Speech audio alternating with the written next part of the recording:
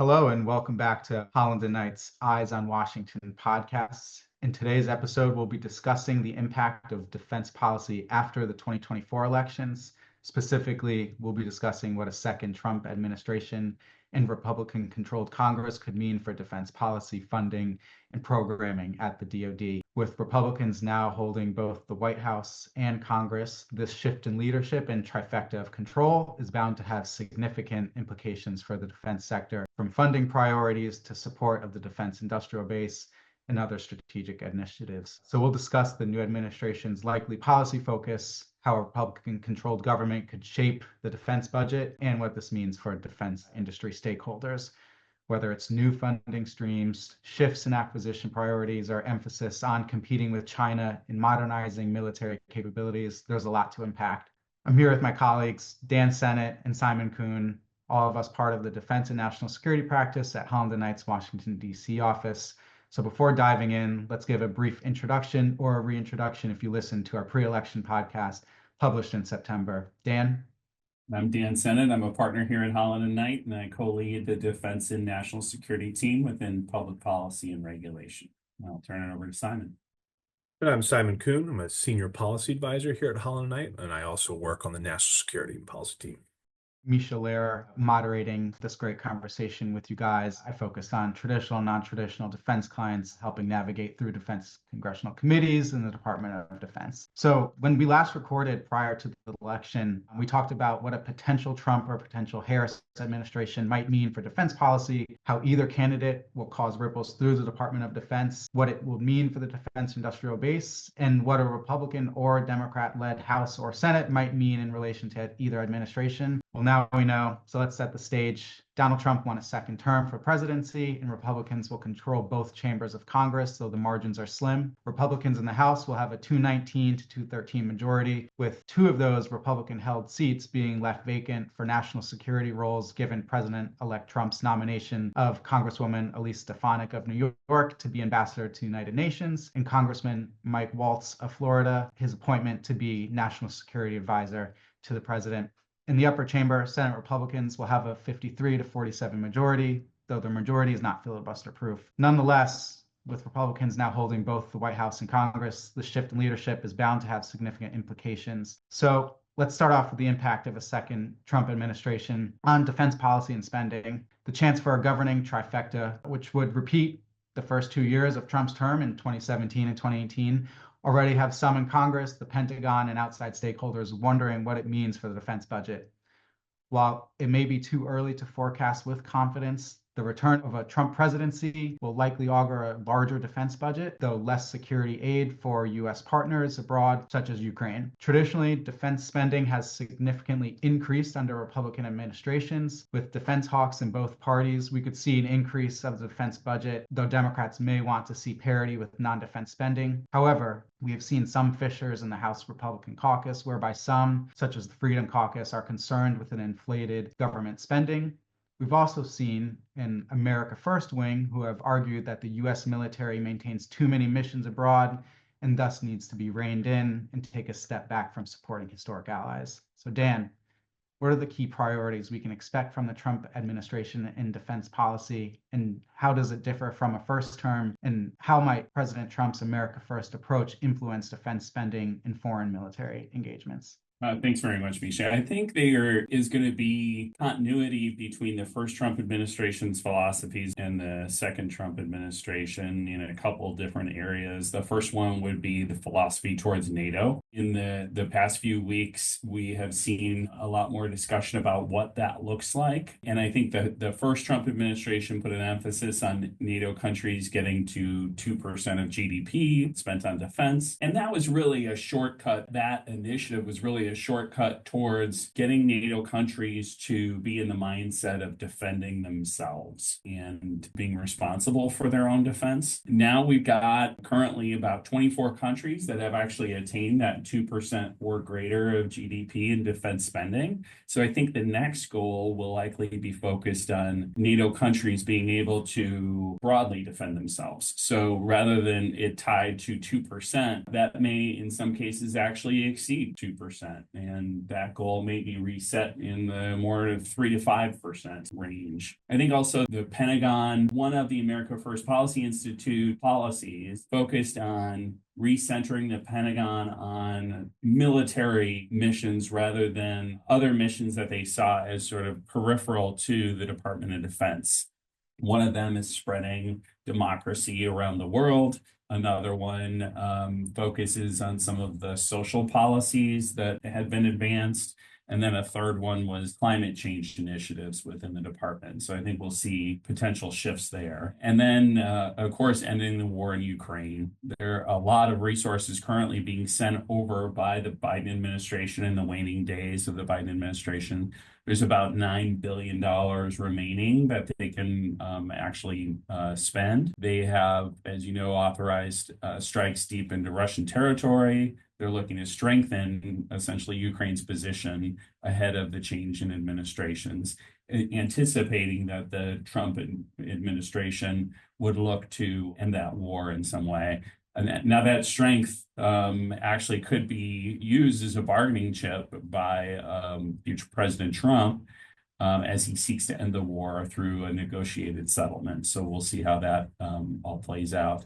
And then, of course, something that was repeated on the campaign trail quite a bit, tough on China and using tariffs in conjunction with military buildup in the Indo-Pacific region in order to deter Chinese aggression. And I'll turn it over to Simon and see if he had any thoughts on that. So I think Dan did a great job of hitting the broad strokes of the top Trump priorities for this incoming administration. I think two things to really keep in mind as you look at how the Trump 2 administration approaches these priorities is one, they're going to be a much more practiced entity than Trump 1. So as you've already seen with the speed of their nominations, they're going to hit the ground running in a way that you probably didn't see as much in the first Trump administration. And then conversely, speaking to what you introed with, Misha, the majorities that the Republicans hold in the Senate and the House are narrower than they were last time, which is going to have a slowing effect. So what that mix produces in reality is going to be something we're all going to kind of learn together. And I would also want to highlight that, as Dan talked about, tough on China policies and the tariffs, I think you're going to see a lot of trickle down from Trump's economic policies into how the DoD is going to be looking at executing his policy priorities. The tariffs that we saw under Trump 1, we saw similar tariffs actually under the Biden administration as well. There's a good continuity there between those sort of tough on China policies. But I imagine you're going to see an even greater emphasis on Trump during Trump 2. And so you're going to see a DoD that is reacting to those tariffs as it is building its own sort of policy objectives, right? I think you're totally right about the economic policies bleeding into the Trump administration's military policies, particularly in terms of tariffs. I think tariffs will be an interesting economic tool that we will see bleed into the U.S. military's or the Department of Defense's engagement. I'd sort of also want to pivot towards the defense budget, which this year is sort of still being negotiated. The House had their NDAA and House Appropriations have their budget at just under $900 billion. In the Senate NDAA, it was at about $925. Regardless of how it shakes out, it's approaching that $1 trillion mark. Do you think we'll see a mindset change as the defense budget continues to increase? And are there any historic parallels that can guide our expectations for this budget cycle and perhaps the budget cycle after this?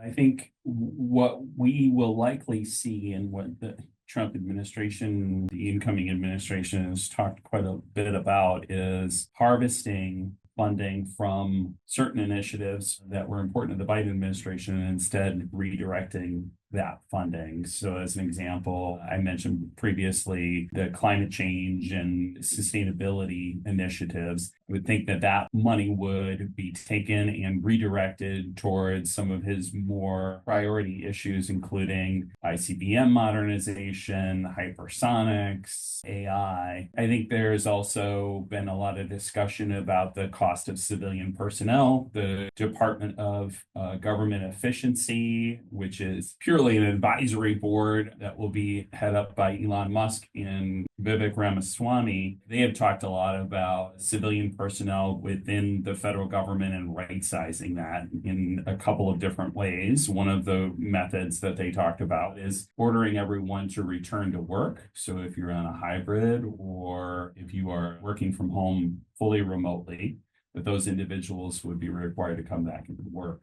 The second one is to decentralize where those civilian employees are actually employed. And so moving away from a DC, Northern Virginia centric federal government and distributing those jobs throughout the United States. In both of those cases, I think that one of the underlying motivations is there are people who will opt not to move. There will be people who opt not to come back into the office, and that those positions would then be eliminated, and that you could realize some efficiencies in that way. And then I think as far as the overall budget and increasing the overall budget, I think we will see. I mean, the initiatives they're talking about are pretty expensive programs. And so you really need to be able to increase the budget in order to pay for some of that. So I do think that there's going to be a movement to increase the budget overall. But once we get towards, as you mentioned, Misha, once you get towards that $1 trillion mark, there's sort of a psychological barrier for a lot of members, and not just Freedom Caucus. They're going to want to stay shy of that for a while. Now, see if Simon has any thoughts or disagreements on any of that. So no disagreements, but I think there's some things that we should keep in mind and consider based on historical precedent, and then also, some of the signals we're seeing from the transition team as we move forward. And what I mean by that is you look at Trump 1 and the wall. One of the famous things that sort of happened there in their interaction with Congress was the first $1 billion that was spent on the wall came out of personnel accounts. It was a reprogramming that came down due to the recruiting shortfalls that we saw. So there was an excess of money in the personnel accounts. I think you're going to see more attempts at sort of creative accounting practices like that as the Trump administration really starts to dig into what efficiency looks like and what changing the shape of the federal government looks like. There's been, no shortage of reporting on, the amount of authority that the executive branch has to withhold funds that are appropriated by Congress, right? Can you make a federal agency smaller if Congress has appropriated it to be a certain size? So, and I don't think these answers are fully fleshed out, and these might be things that go all the way up to the Supreme Court, depending on how the Trump administration approaches these challenges and these policy goals. But I think Trump 1 is a good indicator that they are going to try to get creative. And we saw similar attempts, but not quite at this whole of government scale under Secretary Esper, to kind of trim back what they call the fourth estate, right? These civilian positions in the DoD that are more on the bureaucratic side. But at the same time, as Dan alluded to, there is likely going to be an effort to increase the defense budget because that deterrence through strength requires a modernized military, requires a strong military.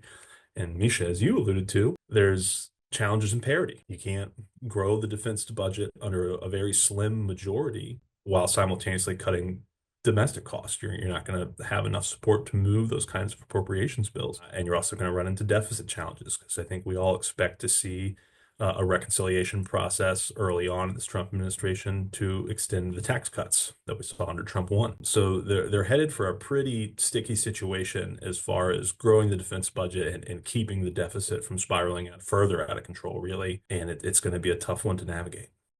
You brought up a good point, and I think we should pivot into what Congress will look like in this after these elections. In addition to a Trump presidency, there'll be a Republican majority in both chambers. While Republicans and Democrats will have different priorities, the last time we spoke before the election, we touched upon a lot of what the commonalities between each parties are and sort of what that will look like in delivering a more resilient U.S. national security. So the major themes that we touched on last time were China as a pacing threat, the support for the defense industrial base, and the need to more readily innovate and modernize our military. I think we touched on tariffs and trade as a way to strengthen our military, while we probably would have seen a continuity with trade policies established during the Biden administration, including labor and environmentally focused trade agenda. Trump will approach trade for industries with a more protectionist, unilateral, and aggressive stance compared to the Biden administration's sort of multilateral approach.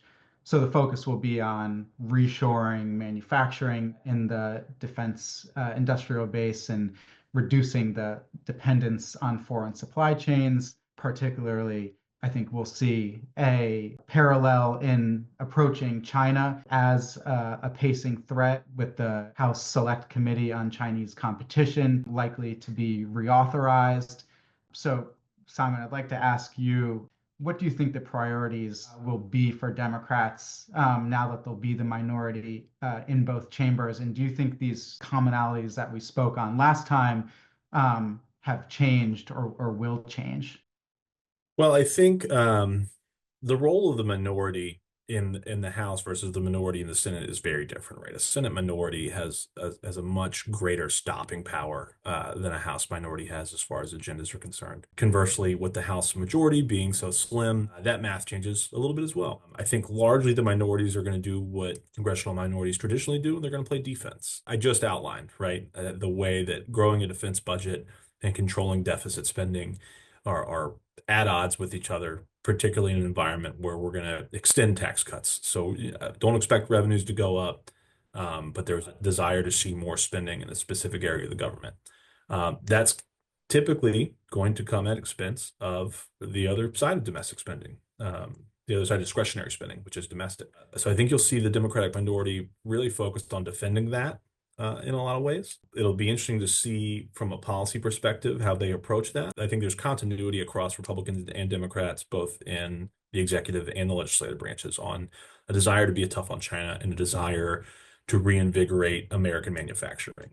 There is, however, a much greater difficulty in putting that into practice as it relates to the industrial base.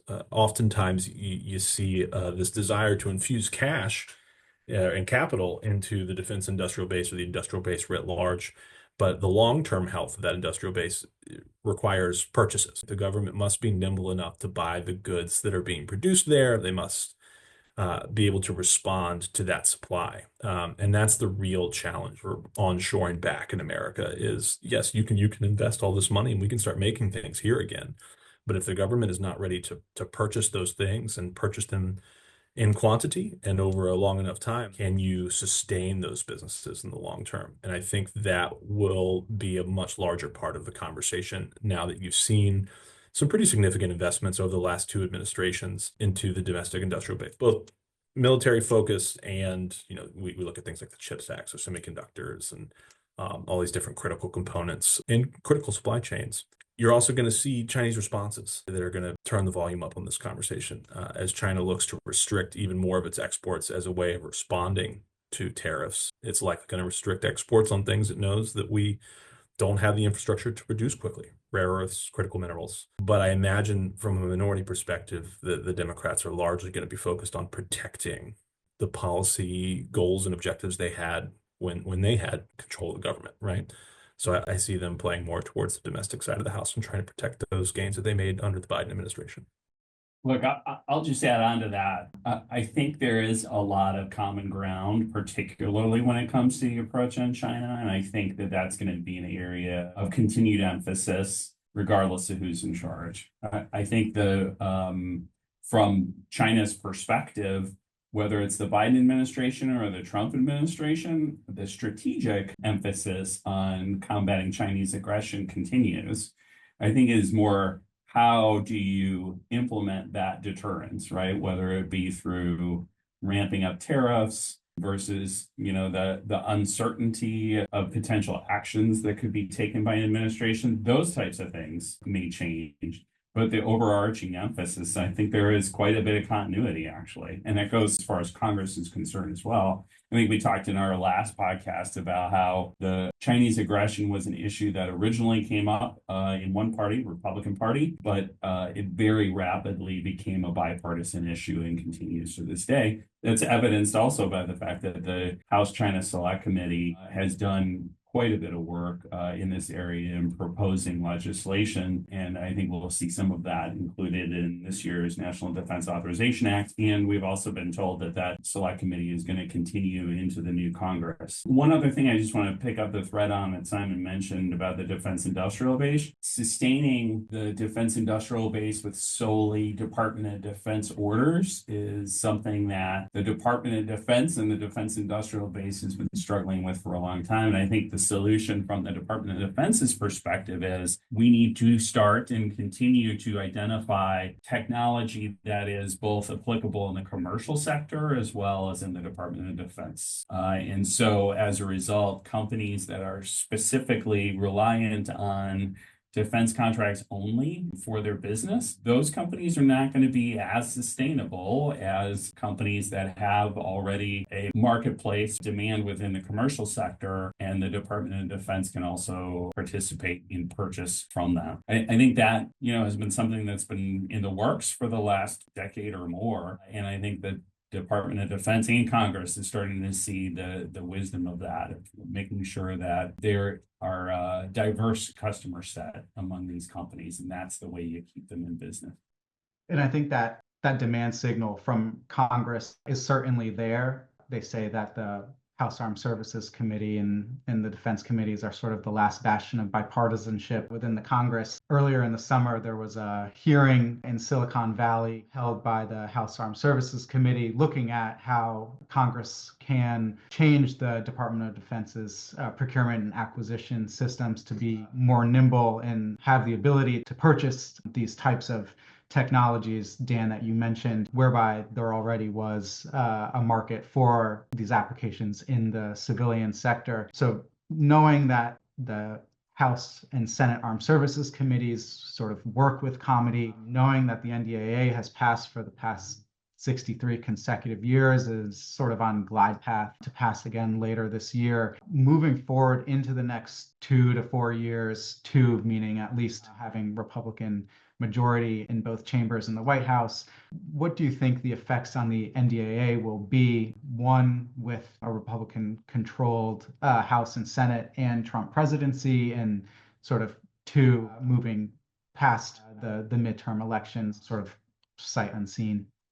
I think one of the things is we're going to probably see a renewed focus on strategic weapon systems. I think I mentioned this before. The vision of the Trump administration is that the role that we would play in Europe is that of sort of a strategic backstop. So NATO countries taking responsibility for their defense, and then the United States serving as a nuclear deterrent, a strategic backstop to aggression in Europe, and then a focus obviously on the Indo-Pacific. So I think there are a few different areas. One would be ICBM modernization. That is something that has continued under the Biden administration, the discussions and the emphasis on that, and I would expect that that's going to continue and ramp up.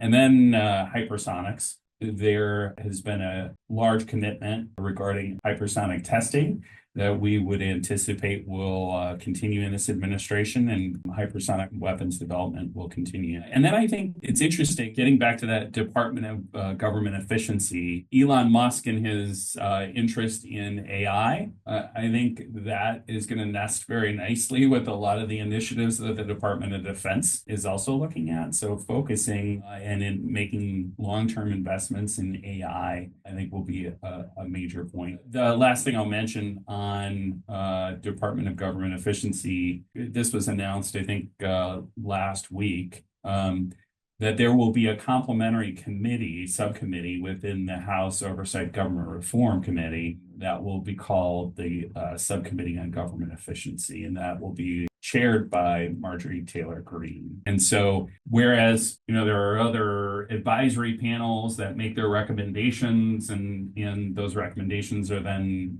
considered by folks in key positions, Now you will have a subcommittee on the oversight committee that will actually be able to move on some of these recommendations and explore these recommendations a little bit more. So that'll be interesting to see what comes out of that.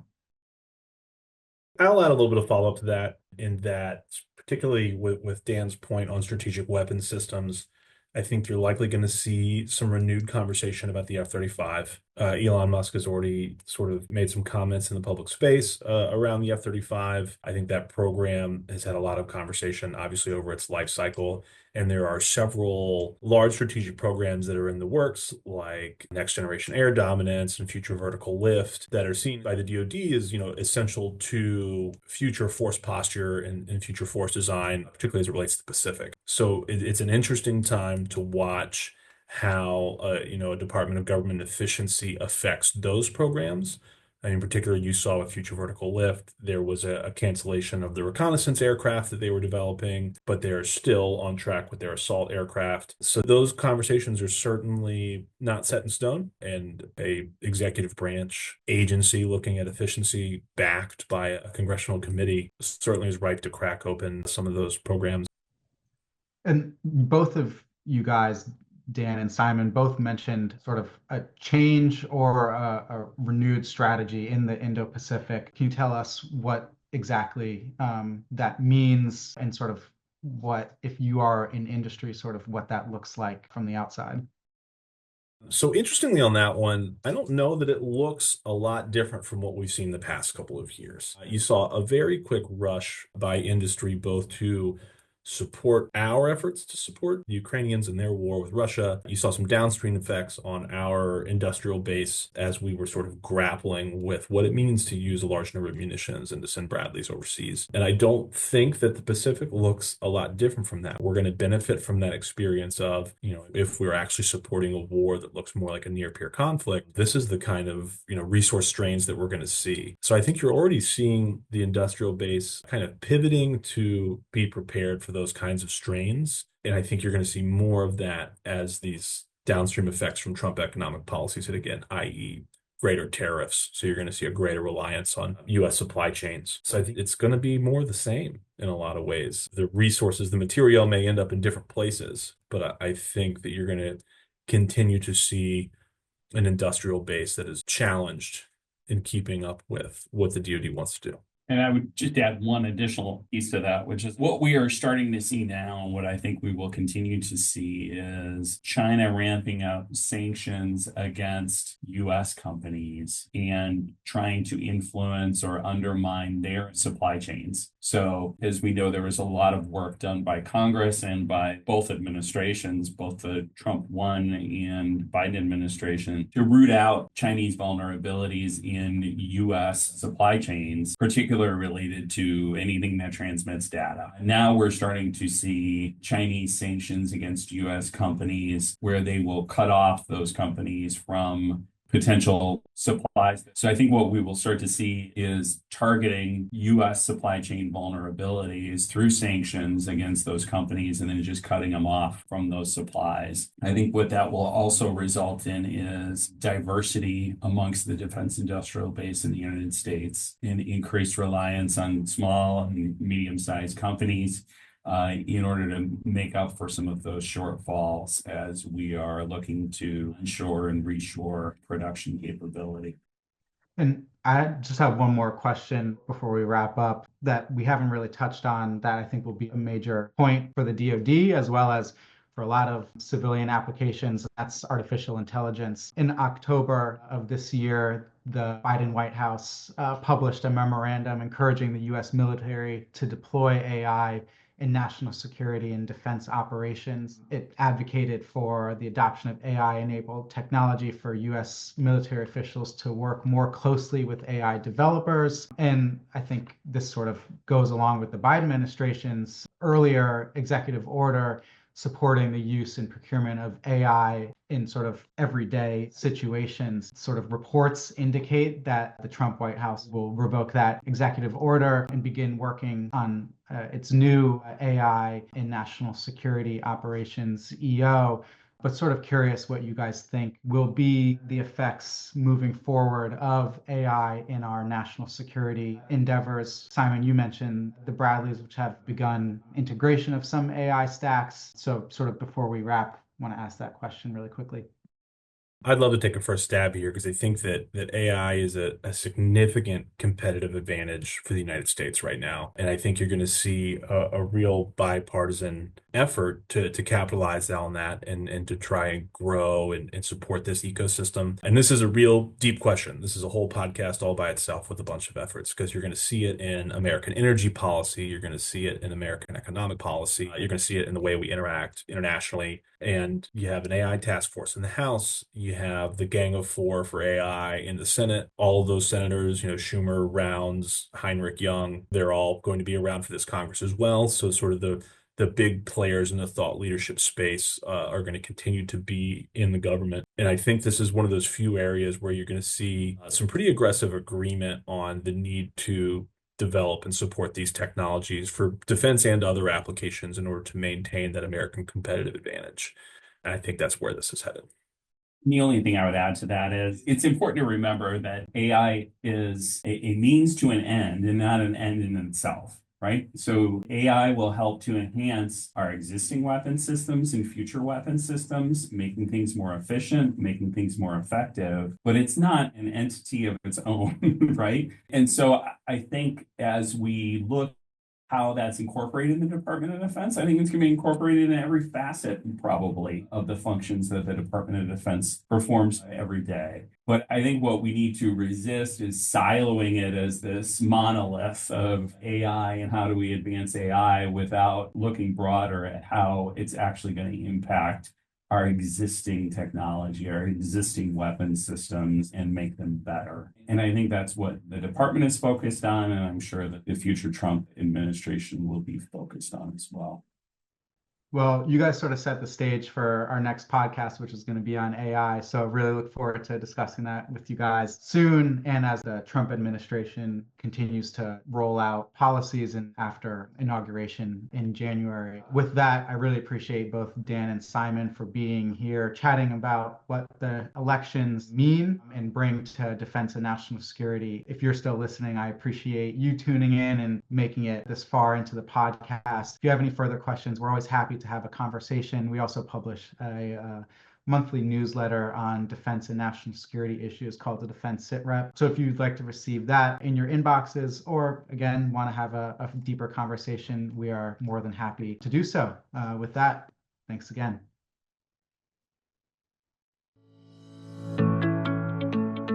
Thank you for listening to the Eyes on Washington podcast, brought to you by Holland & Knight's Public Policy and Regulation Group.